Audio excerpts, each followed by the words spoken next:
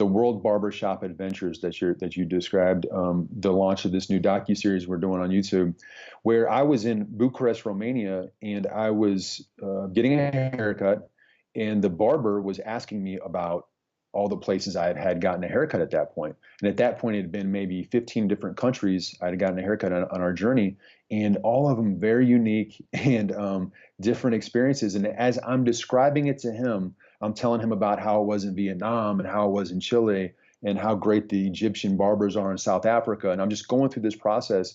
And I'm telling him in a very passionate way because it meant something to me. And it came through to him that he was inspired by saying, man, I really wish I could do that as a barber. Hi, I'm James Taylor, business creativity and innovation keynote speaker, and this is The Creative Life, a show dedicated to you, the creative. If you're looking for motivation, inspiration, and advice while at home, at work, or on your daily commute, then this show is for you. Each episode brings you a successful creative, whether that's an author, musician, entrepreneur, performer, designer, or thought leader. They'll share with you their journey, their successes, their failures, their creative process, and much, much more. You'll find show notes for this episode as well as free training on creativity over at jamestaylor.me. Enjoy this episode. Hey there, it's James Taylor, and I'm delighted today to be joined by Matt Javit. Matt and his partner Nikki have been traveling the world full-time since leaving the USA in February 2017. During their travels, they share with their audience different ways to keep travel costs down, ideas for volunteering in communities, and tips on networking with locals while having a great time. He also stars and produces the World Barber Shop Adventures docuseries, which features him in a different barber's chair each week in the world, somewhere in the world. It's a very, very cool series as well. So it's my great pleasure to have Matt with us today. So welcome, Matt. Thank you for having me, James. I appreciate it. So share with everyone what's happening in your world just now. Well, like you described, it's been pretty wild. This last year and a half, we've been traveling the world full time after leaving our careers in February 2017. And we just wrapped up 6 weeks in Japan after spending the summer in Europe. And now we're starting the Southeast Asia leg of our adventures before we hit Australia, New Zealand, and head back to the States after being on the road for a little over 27 months. So you and Nikki, have you always had this wanderlust, wanted to travel, these kind of, we hear this idea of like digital nomads, but obviously, yeah, you know, there's a long history, especially in America, you know, Thoreau and people like that have been in, and Walt Whitman and people like those kind of authors. Have you always had this inner thing within you to want to travel the world? It's actually, I got bit later, in my mid 30s. So I grew up a military kid, moved a ton as a child, went to 3 different high schools, a lot of different schools, lived in 10 different states in the United States, and then started on a path out of university and ended up getting in the technology field where I had a chance to win multiple awards at my job with the success I was having that took us to places like Istanbul, Turkey, Goa, India, Chiang Mai, Thailand, around the world. And during those celebrations of performance, I got bit really hard. Every time we would come back from the trip, I would be on the airplane, the magazine, looking in the back. Where should we go to next? So it wasn't until my mid 30s I was introduced to international travel. But then once I got exposed, it was game over for me. I had to get more time in other parts of the world. And then we started traveling to Panama on our vacations, and then Brazil and Argentina, Croatia, Greece. And then we had a chance to really see it. And then it got to a point in time in our careers where we saved up money, became debt free, and just said, hey, if there's ever a time we can do this, the timing is now. And we ended up planning for about 15, 20 months, and then made the goal about 10 months out. And then it got real about 6 months before we finally made the plunge and left in February of 17. And was there a particular author or a TV personality or a vlogger or a blogger that you were kind of inspired as you were kind of in that planning phase and starting to think about the kind of adventure, the kind of journey you wanted to take? You know, we were. I read Ralph Protz's book, Vagabonding, which is amazing. Anthony Bourdain was always somebody that I would watch religiously on his shows, Parts Unknown. But it was one of those things where we had been inspired by many different ways, and one of the ways was we were in Cape Town, South Africa, on one of the travel, the sales incentive trips that I was describing for my work. And there was a couple there that were in their probably late 20s, early 30s that they took 2 years off of their careers, and they traveled through from they had a car, a Land Cruiser, and drove from Amsterdam to South Korea, shipped it to Vancouver, and then drove from Vancouver to Patagonia. And just for 2 years they did this. And just to hear their tales and all the stories that came with that over a few drinks in Cape Town, that was the breaking point for me to say, okay, we have to do this. We have no more excuses. They did it. We're capable of doing it. Let's do it. And then from there, we started to make the final plans to make it happen. And I can't remember if it was Rolf in Vagabonding. He describes a story of someone saying, I think it was in that movie Wall Street, where the main character's asked and told, what do you want to do? He said, one day I want to make a ton of money, and then I want to get a bike and then bike across the Great Wall of China. And Rolf says, like pretty much anyone could do that, even if you're doing a pretty basic job, especially in the West. You can save enough money to kind of do that. But people you think you have to make millions and millions and millions in order to afford that type of lifestyle. So I would love to know if someone's watching this just now and they're getting tweaked, they've maybe had that little sense of travel, they may be getting to a time in their lives where they want to take almost like a mini retirement or switch gears, try something different for a little while. Talk about the practicalities. I mean, you mentioned the saving piece there as well. Were there things some major lifestyle changes you had to do back in the US in order to afford this adventure, or were you building up other revenue streams in the background? So I come from the camp where you try to, minimize. We never lived an extravagant lifestyle. We tried to not buy a lot of things, but lived life through experiences, my wife and I. We married for 13 years now, and luckily we've been on the same page with that, where we didn't get fancy cars, didn't have a big condo. We lived very minimally, but I'm from the camp of finding ways to make more money, not always cut money. So building skills, getting better at our jobs, finding ways to maximize our potential income within those jobs. That was the biggest thing. And then during this adventure, finding ways to keep costs down while we do travel the world, whether it's strategic airline tickets, being smart with our other transportation, or doing things like volunteer through websites with like Workaway, where you volunteer your services for a free place to stay, or trusted house sitters, watch animals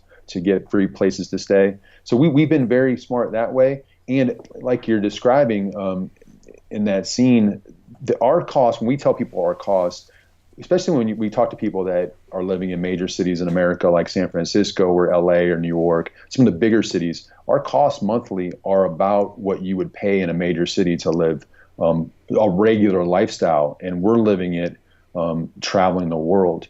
We're doing it again in a minimal way. We only have one backpack a piece. We don't get a chance to buy. We don't need to buy anything. And all we have to do really is worry about our transportation, how we're going to have fun and see the sights, and then also basic eating and stuff like that.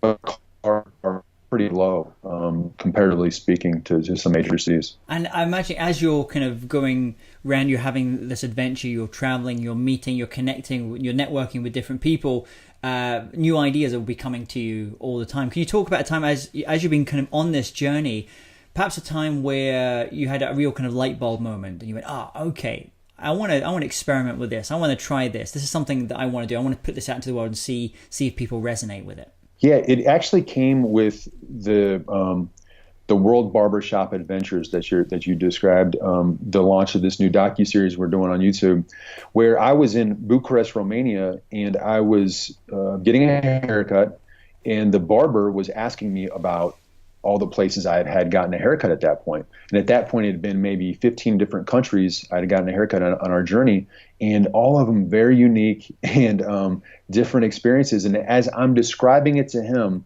I'm telling him about how it was in Vietnam and how it was in Chile and how great the Egyptian barbers are in South Africa. And I'm just going through this process, and I'm telling him in a very passionate way because it meant something to me. And it came through to him that he was inspired by saying, man, I really wish I could do that as a barber, but it's difficult because I have all these tools I would have to take with me. But in that process of just kind of that conversation with a barber in the chair, I went back to the Airbnb we were staying at that night, and I told Nikki, I was like, I think I got an idea. I think I need to start documenting these experiences in barbershops, and I think the guys back in America and other parts of the world would think this is interesting because they'll get a chance to maybe see it through my experiences, that something they might not be able to get a chance to ever experience before.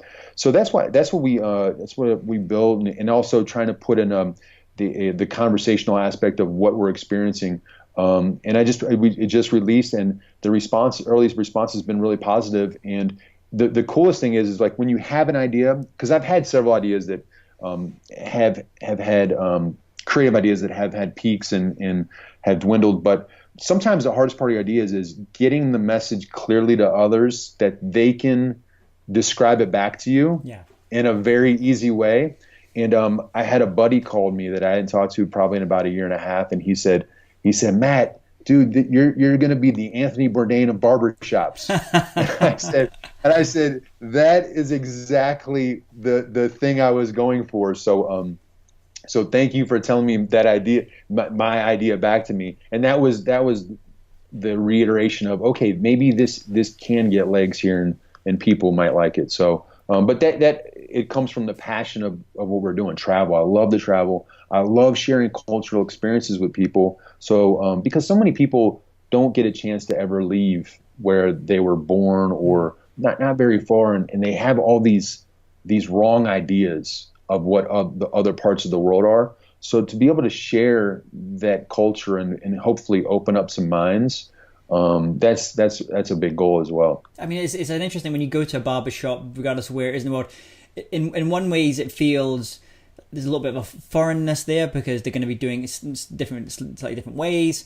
But actually, there's also a real familiarity to it as well. There's a kind of homeliness to it as well, because all guys, most of us, we have to shave at some point, and most of them are doing it at home. And then for me, it always feels like, even though it's often not expensive, especially when you're doing it in the parts of, different parts of the world, in the Far East, for example, in the Middle East, it's not that expensive to do, but it feels like a little bit of a luxury still, even though it's only a few dollars perhaps. Absolutely. And and that's what I've taken. Even some of the places that it's been the cheapest, honestly, I've walked away feeling the best. In some places where I've paid a high dollar, I felt, man, I don't think I got my money there. So it's one of those. It's great because it's a service. And it's creative in a way, and it's almost artistry for some of these guys that have so much passion behind it. I'm not a barber, and that's the other part too. Is I'm coming from the point of view of sitting in the chair. I'm not a barber, but you can feel the energy through how they treat it, whether they treat it as a job or they treat it as a love, and it's cool. So you're absolutely right. Where it's definitely a luxury in some parts of the world. It's a big deal. It's a really big deal. But it's nothing better than, especially after a long haul flight, you wake up in that morning in a new city. You've got maybe a two day stubble there. Think, okay, I'm going to go and find a barber, get a barber. You feel like completely re-energized. Going to have a strong coffee or a tea or something, and you're like, okay, I'm ready to take on the world now. Absolutely, yeah. It's one of those things that you can walk out of there feeling brand new in a way that you're just ready to tackle whatever's ahead of you. Now, one of the things I really like when you've been filming this series is, the videos look great. There's an energy, there's a pulse to them as well. So you mentioned you've only got one backpack that you're taking with you. So I'd love to know, what are you using to be able to kind of document this life on the road that you're having? What cameras are you using? How are you recording your audio? How are you editing all of this? I guess that's kind of the cool thing of it as well, is how minimal we have to be in that regard. So about a little over 6 months ago, we started a podcast, and we've been doing a podcast weekly for 6 months, over 30 episodes now, documenting our journey. And with that, I packed the microphone into the suitcase, or to the backpack. So we've got the microphone. We use the tools on my Mac to record it, and then I've got a team in the Philippines that helps me produce that. And so when it came time to do this series, we've got our iPhone 6 is what my wife uses, and I've got a Google Pixel. So that's how we get the the videos. And then I found a video production. He's kind of a one-man show out of the United States. He's a fresh grad out of college. I found him on the website Upwork, and I've been working with him one-on-one to produce these. I went through an interviewing process, and he was the star that stood out to me. And I conveyed to him my passion, what I'm trying to get through the video, and I share all the videos on Dropbox. I do the voiceover with the same microphone. And we have a back and forth of, okay, I think this is the series, but I try to give him some sort of creative design to it as well. And then I'll just shoot it. I say, I think this would go better here. This would go better there. What if we open up with this? And we have a communication back and forth, and then we post the end video when it's completed. So pretty simple, pretty kind of streamlined. You mentioned a microphone there. When you're traveling, I mean, I've got this big, heavy Blue Yeti, which is a great microphone, but it's probably not maybe the best one to be traveling with. Is there a particular microphone that you use? Yeah, it's the Audio Techna. I think it's the ATR 2100. The ATR 2100. It's easy to pack. I think it's maybe $60 in the US, and we've gotten a lot of compliments on both the podcast production and the voiceover on the videos, so I'm real happy with that microphone. And you mentioned obviously that you're starting to get a little bit of success with the barbershop videos, and they're really cool. So I encourage people to go and check that out. But can you tell us a story about a time maybe you worked on something and it didn't necessarily work out like you'd hoped? And more importantly, what was the lesson that you took from that experience? Yeah, so I've been I'm fortunate in the fact that I've got a trait in me that I tend to go after my ideas. So I've had a clothing line in the past that I had for about 10 years that had peaks and valleys, and where it was great because I got it on some famous people. Shaquille O'Neal wore it, Carson Daly, a lot of folks had it. Carson when he was back in MTV, and then I had an idea for a mobile app as well. It was called Table Divide, and the idea is you would split bottle service at nightclubs with other people that might want to go have a VIP service. But they couldn't be there with six or eight friends. Maybe it was just a couple of people, and they wanted to go in and share a table with potentially 6 to 8 other unknown people. So I worked on this idea, fully funded it, had a team of developers, and worked to get this developed. And went out to Las Vegas, met with some I met with executives at the Excess nightclub in Vegas, which is the top nightclub in America. I got great response of the idea and of the technology that I was showing that we had built, and it got nowhere. And I felt like I put it in front of all the right people. I felt like it was going down a path that it could have been successful, but there were little things within that industry that I did not know. Very cash heavy industry.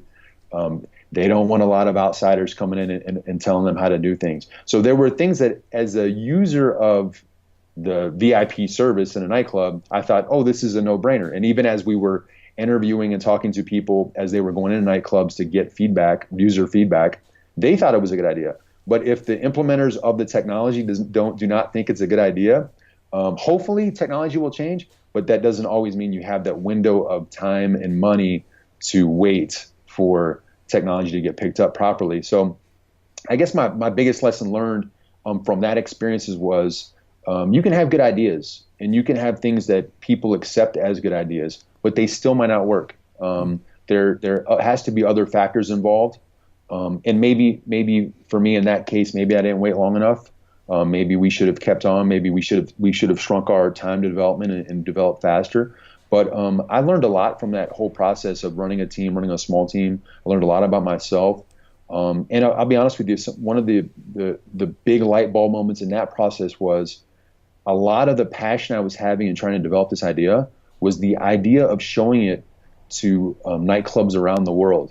And I started to understand that maybe my deep passion is the travel. Maybe global. I just want to do this thing to go global in some capacity where that led me down to the path of, okay, I need to go travel the world and either get this thing out of me or figure out how I can do more of this in a sustaining way for my life, because I know that the travel feeds I guess my inner soul, that it's something that I really want to do. And it's interesting because, that there was a book that came out recently, and I can't remember the name of the book, but essentially it did a study on people, and it said there's two types of people. There's somewhere people and nowhere people, I think was the two terms that they gave. And the most people, 75% of the population, are somewhere people. They feel very, very connected with the town that they live in, the place that they were brought up. They like to travel for vacation, but they're very comfortable in their own place. But there's about 25% of the population who are, I think they were called nowhere people, and these are people who actually you call them global citizens. That feel very, very comfortable, just as comfortable, going out and hanging out. You said in a place in Vietnam as they do in Philadelphia, and so you were starting to obviously recognize that you're that kind of globally minded, which is absolutely not for everyone, but for some people, we've never lived in a better time if you do want to kind of get there out into the world and be able to do that, and even build a business while you're out on the road, there's no better time to do it.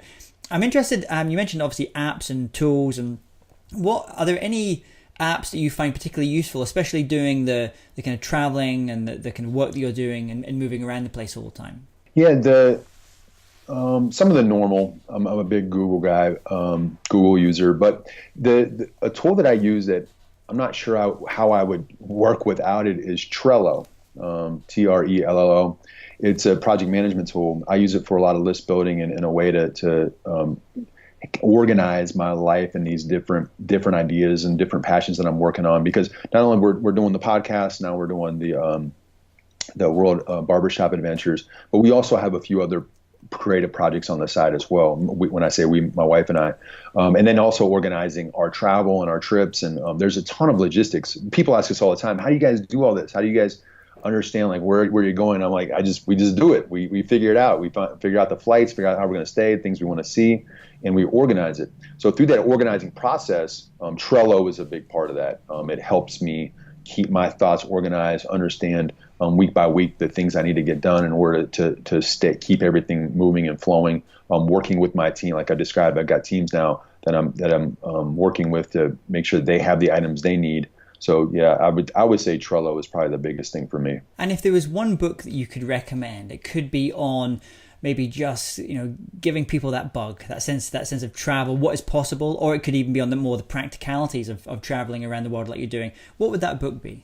I mentioned our Potts book. The biggest book that's probably influenced me the most is As a Man Thinketh by James Allen, and it's the only physical book that I brought with me. Obviously, we're digital on everything, but I brought the physical book just to give me a chance to revisit it. And it's a short read if you haven't read it. It's only 45, 46 pages, but it's written in 1903, I think. But it's basically the base book of a lot of the philosophies that guys like Tony Robbins and a lot of these guys have built their careers on when it comes to life coaching and that mentality. But it goes back to the basic philosophy of the things that you're putting in your mind become your reality of the actions you take. And I really it changed my life when I started to understand that clearer.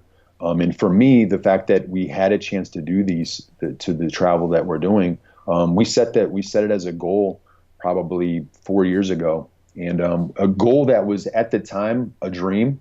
It wasn't really like this is obtainable, because my wife got her doctorate, and we were still in we still had some student loans we were paying off there, and but we were figuring out, and we were working our tails off and earning money to make it happen. So it was a dream, and then it became a realistic goal that we made a reality. And I truly believe it's the thoughts you put out there become the actions and become your reality. And that book is a baseline for that. Great recommendation. And if you were to recommend an album, a record, what would it be? Is there something you've taken with you on your travels that you listen? Maybe it's to remind you of home, or it just kind of gets you psyched up, or when maybe you're out, on a run or exercising, that you find really powerful, inspiring. Yeah, so I use music a lot of times just to zone out. And so I can't zone out to music with lyrics. So I listen to EDM music. So Dead Mouse is my guy, and I've got three of his basically 2-hour tracks that I listen to.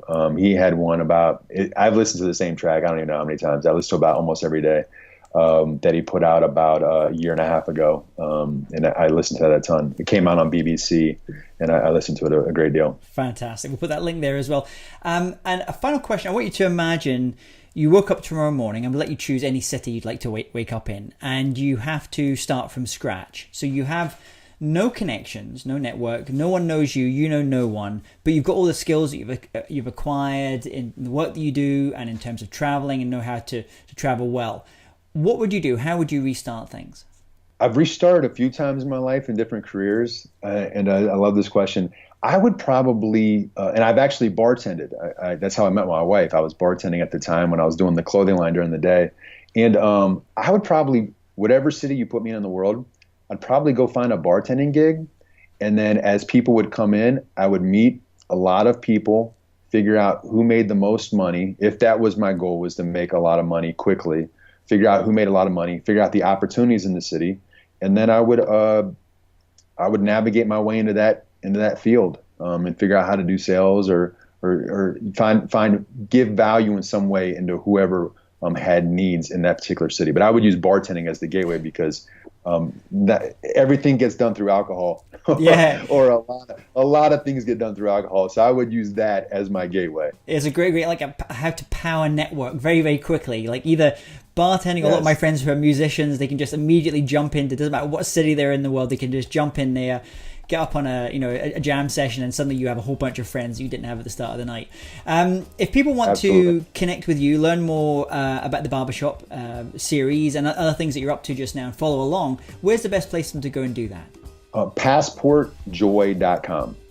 PassportJoy.com has everything, has our podcast links, the new docuseries, all of our travel tips and tools on blog posts, and it's got everything there.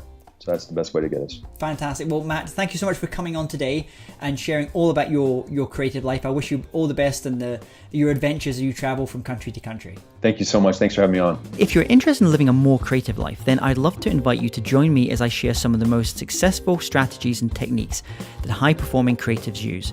I put them all together in a free downloadable ebook that you can get by going to jamestaylor.me. That's jamestaylor.me to get your free downloadable ebook on creativity.